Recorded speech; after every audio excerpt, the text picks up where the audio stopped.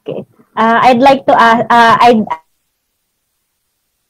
that I prepared. So, Ma'am Aleta's presentation is about blended learning, COI use in online learning. In my presentation, I would like to share with you the COI use in text-based discussion. So she already mentioned about using Facebook Messenger. In the case I'm going to share with you, it is how we use the Facebook as a platform. Meron kaming Facebook page kung saan doon namin ginawa yung text-based. The next slide is just another illustration of the community of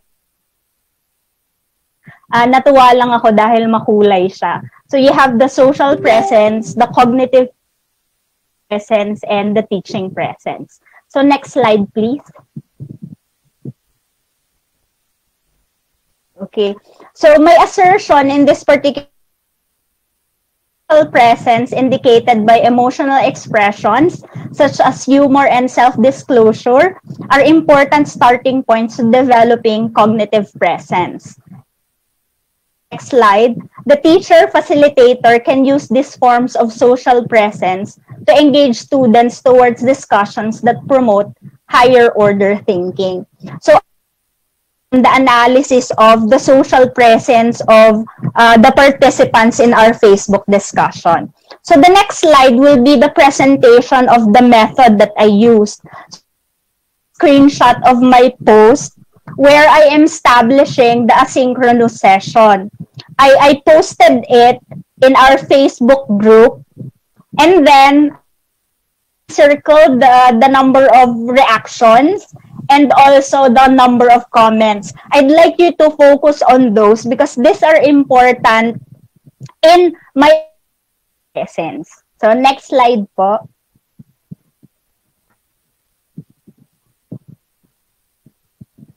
Okay. So another and employ is the Google Docs. Binanggit ni Dr. Lee kanina yung thinking together and that this is a collaborative. I opened a Google Shared Doc for our participants to be able to collaborate. Nakalagay dyan yung tasks, isinulat ko kung anong chronos discussion namin. Next.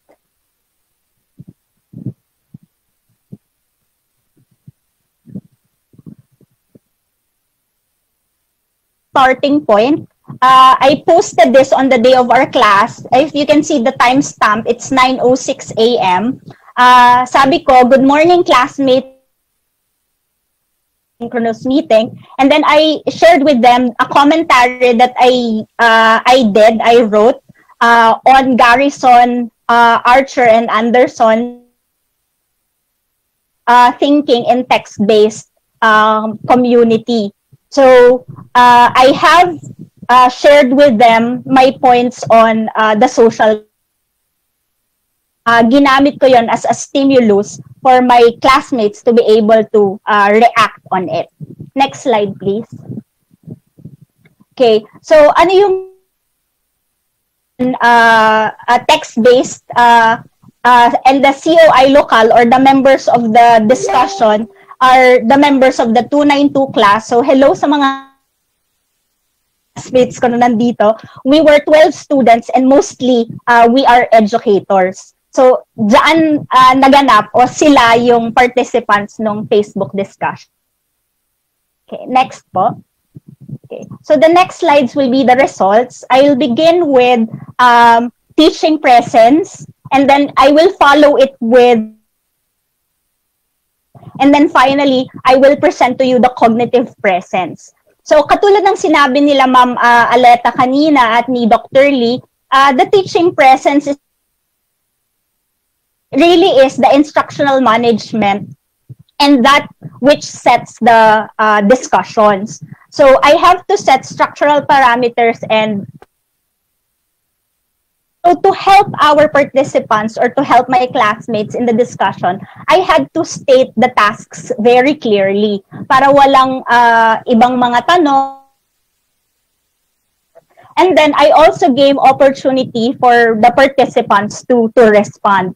So I told you earlier that the timestamp when I posted is 9:06. So I'd like to show you the next slide. Ayan, 9:06. Next slide, please.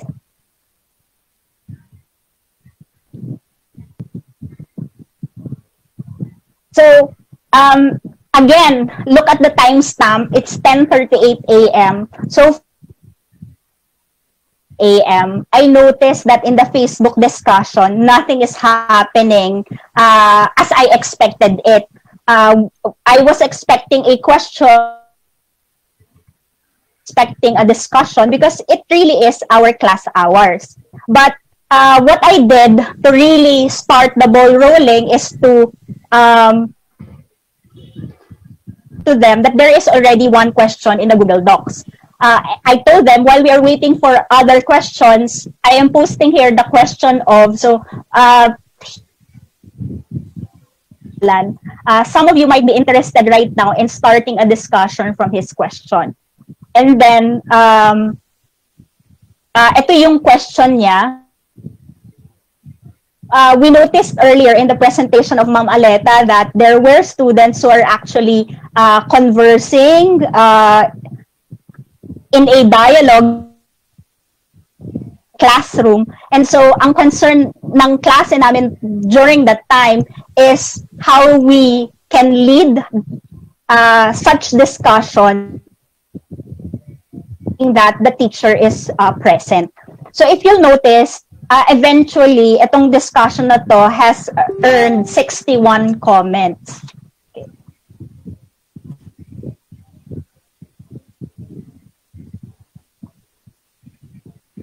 So what I really did is to encourage participants to engage in the discussion. So lahat ng pwedeng gawin ng isang facilitator, ginawa ko. Next slide po. Okay. So the next one, the indicator of teaching presence is building understanding. So it really is to build, facilitate and educate. I acknowledge the participants' responses, I employed available instruments, lahat ng mga emoticons na pwede kong gamitin sa Facebook, ginamit ko na. And then, I had to ask Tapos ang pinakamahalaga na binanggit ni Dr. Lee kanina ay yung mag-synthesize para maka-follow yung mga participants. It really is indeed the role of the facilitator. So, gentle reminder po na this is about Facebook discussion na text-based. So, lahat to ay written. So, the next slide will be the screenshot of the Facebook. So, if you'll notice po, ayan, meron ako mga follow-up questions. Tapos, nagpapasalamat ako dun sa mga tanong para maengganyo yung buong klase na magtanong pa. Next slide.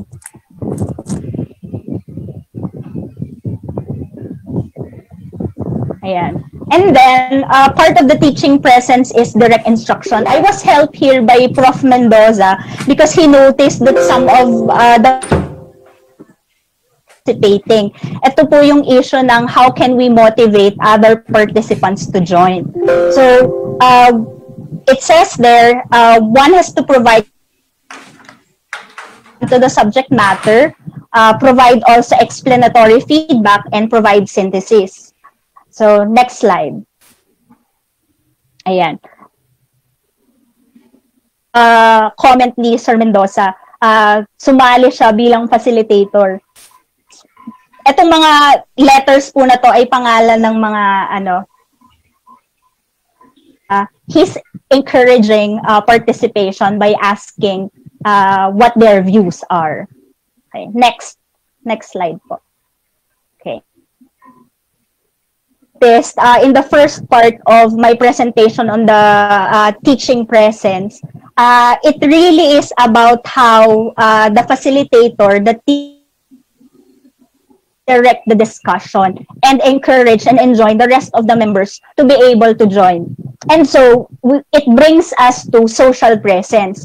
How did I mates were there and that they are participating in the discussion? Katulad ng tanong ni Ma'am Aleta earlier, how do you know na sila talaga yon na nag-join dun sa activity? So, these are the indicators according to Garrison et al. Expression of emotion through humor and self-disclosure. Second is third is group cohesion. So again, I'll be showing you Facebook screenshots para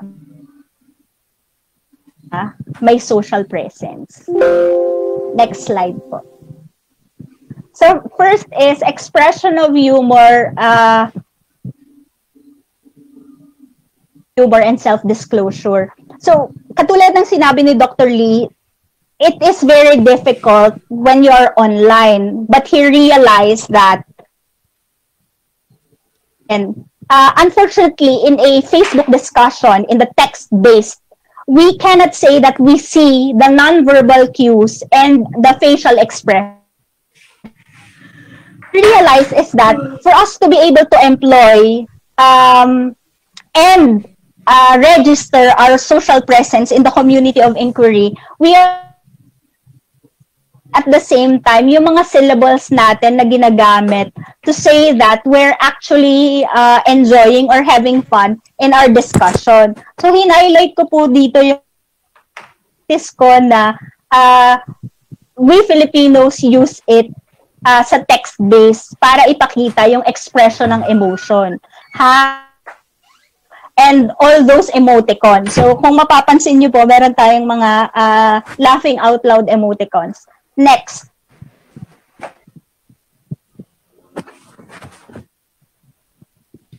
Next slide po. Ayan. Medyo mahaba-haba po ito. So, ang tinutukoy naman po dito is self-disclosure.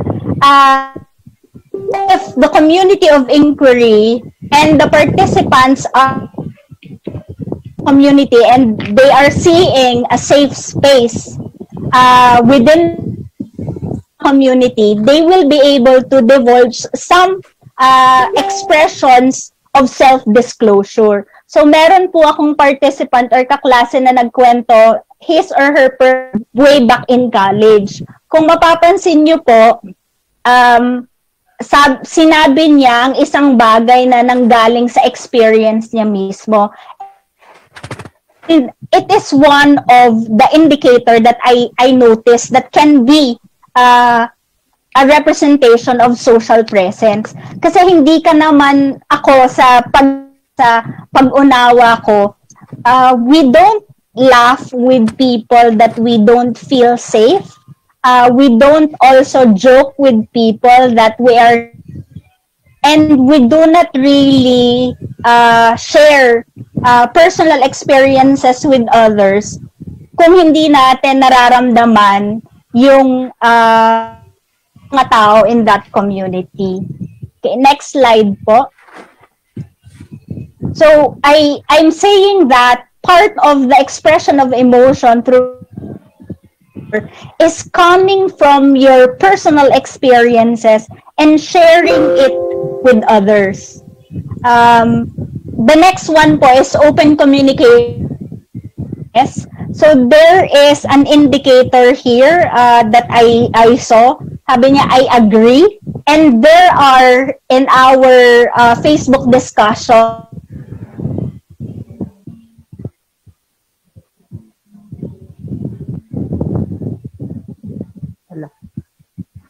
his or her idea, his or her classmates' idea, and then adding or amplifying that particular idea. And this is also where the social are in intersection. Okay. Next po.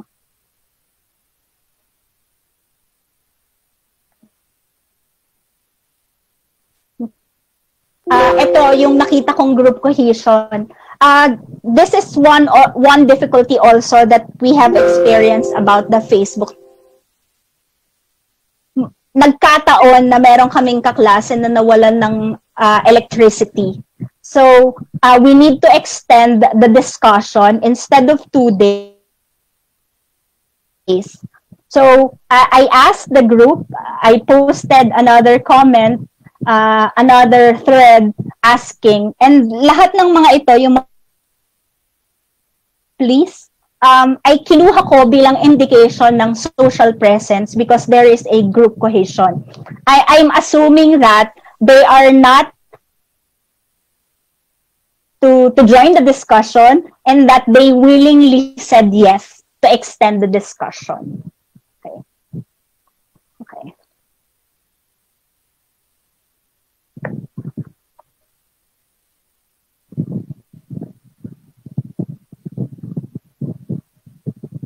So if you notice, ko sa umpisa ay mahalagang indicator ng social presence ang humor at self-disclosure. But what you notice and what I presented was self-disclosure of humor. So later on, I'll be sharing with you how the challenges in the Facebook group has affected our discussion. So next slide po. After group cohesion. Now, hindi po ito sa klasiko, pero this is what happened in my ethics class that I'm teaching in UP Manila. We had a November 2 to 6 reading break, and then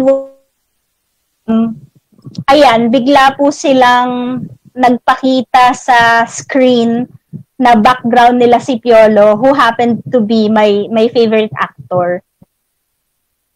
Magandang marka ng social presence. Dahil hindi po lahat sila ay willing magbukas ng camera. Pero during that time, and then their background is Piolo Pascual. So, they have a good sense of time nila ako ng panahon na ito. So, ang tanong na nga lang sa akin ni Dr. Lomberto Mendoza nung time na yun ay, dahil ba dyan sa social presence na yan, may nabuo bang cognitive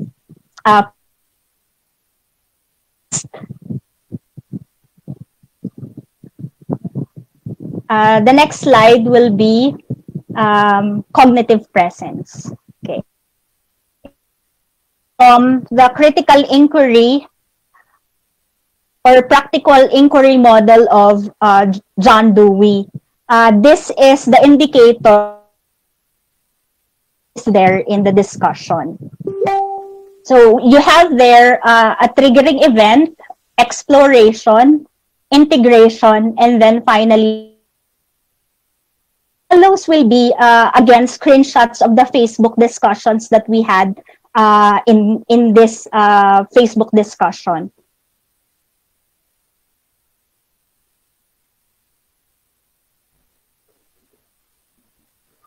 Next slide. Ayan. Okay, what I noticed was that the responses were well articulated. Actually, it is affirming what Garrison et al. Were presenting in their framework. And because it is experience-based, mas maraming nasasabi yung mga participants idea. And the discussion became robust because of that. Talagang hinuhugot or humuhugot yung mga participants from their experience, and they really are reflecting on their ideas. That's why they were able. Okay, so next slide po, please. Ayan. So, one sign of cognitive presence is that from each other's ideas. And talagang iniisip nila kung ano yung nangyayari dun sa discussion. So this is another question dun sa aming Google Doc. This is a comment and a follow-up question. So because of this triggering event, there are of exploration. Pinapalawak yung idea from a beginning triggering event. Next po. So again, these are showing particular explorations about the discussion. I agree. Sorry po, hindi na hide. Okay, next slide.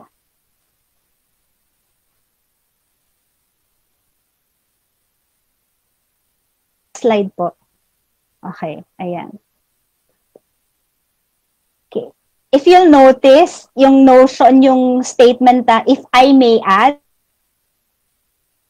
unang sinabi ni Dr. Lee kanina, when the discussion is already ongoing, you'll see participants who are actually taking and then building it up para po makabuo ng either panibagong idea o kaya pagbabago dun sa original idea. Okay. This one also, I would like to add something as what Miss C said. Okay. Next po. Next. Okay, thank you po, Sir Alex. Ayan. These are what I said earlier, were well-articulated responses.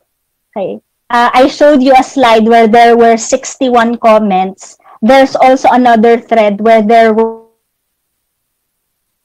and the comments were not short. Ganyan kahahaba. Yung reaction nila during the discussion namin, parang meron ng RRL na nagaganap. Okay. Okay. The topic during that time is the notion of where you're doing an online discussion. Ito yung sinasabi na merong mga shy na mga students, pero paglabas ng discussion sa chat box, nangyayari, it is about the topic o kaya naman pwedeng totally different from the topic. So ang question, original question, the triggering event was, how can we bring the students? And then part of the discussion is to clarify what we mean by those kinds of discussions. So if you'll notice, meron nakalagay di pakikipagdaldalan. Ayan. Next. Lahat ba ng pakikipagdaldalan ay hindi meaningful? Or may mga pakikipagdaldalan? And then, again, part of the inquiry, the practical inquiry model is that after you explore, hopefully be able to resolve the original issue. Ang kagandahan sa community of inquiry at ang indicator ng cognitive presence is there if there is a continuation of the inquiry. And in this particular case, you'll notice there's another. Somehow there was a resolution because there is a distinction about certain ideas, but ang maganda po dito, sabi niya dito, interested in how computer-mediated communication affects the power relations in the classroom, which in turn affects the participation of the class. Like to focus on the way we could use Lipman's COI in an online classroom that would help the students relevant daldalan to be done with and just by themselves. Yung paano tutungo yung daldalan, quote-unquote, daldalan ng mga estudyante into a teaching presence. Okay. So, yung resolution ay isa pa ulit tanong na pwedeng magbuo ulit ng panibagong discussion. Next slide po.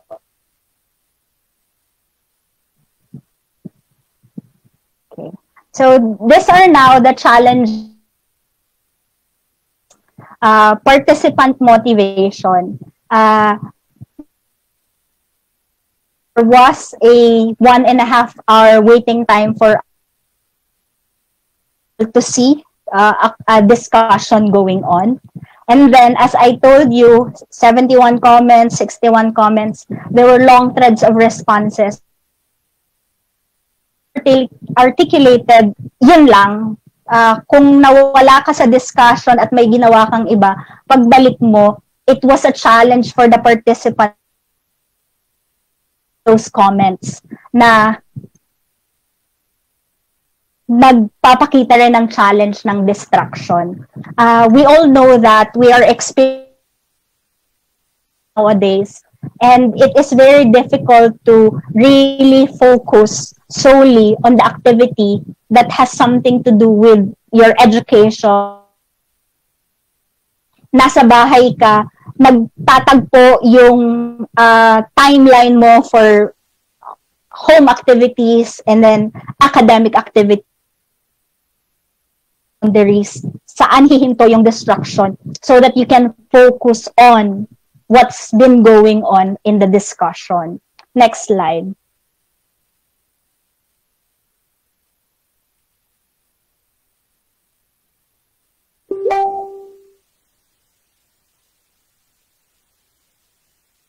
Thank you. Okay. Asynchronous responses, that's another challenge. Dahil na hindi natin alam kung kailan sasagot yung ibang mga participants, mahirap maghintay. And this is something that we can think about on how to further use COI in management. Okay. And then one thing that struck me the most, which is very important for us to notice, is that said that in the text-based mode, there seems to be a lack of connection with the other participants. It seems that when or the text that they wrote, wala yung connection na meron ka compared to a face-to-face discussion or a traditional experience. Dahil nga hindi nakikita kung sino yung nagsusulat, ang nangyayari, nakafocus sa text at hindi nakikita yung So, yun yung parang pinakamahirap para dun sa text-based discussion. And then, text-based is seen as formal. This is one challenge that somehow limited and at the same time expression of humor in the Facebook discussion, because the instruction was written in English. They thought that the discussion was formal. Pag nagsusulat, mas formal kaysa kung meron tayong pag-uusap na. So because of that formality, na-lessen yung pwedeng maitulong ng jokes at saka ng pagdating sa social presence, which can actually help the cognitive presence. Okay. Next slide po. And so, I'll end my presentation with two slides of recommendations. The first one is to set a time frame where more participants. Ang issue ko lang dito is, when do we say, can it become asynchronous to synchronous kahit text-based? And then, important that there is a combination with a synchronous meeting. The participants or the